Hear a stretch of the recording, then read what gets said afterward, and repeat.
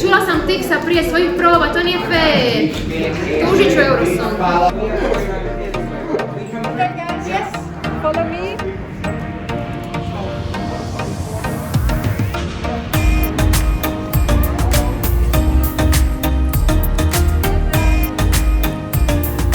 Yeah, I really did enjoy being on the stage. I didn't expect that, to be honest. I was afraid that I would be under great pressure, but it was, it was just fun for me.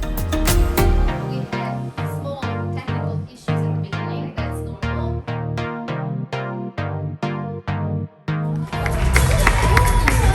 I have to be honest, I'm very proud of my team and of myself as well, I have to say that. Because I had a very low self-confidence, 2 or 3 months ago. If you asked me, what are your hopes for the Eurovision?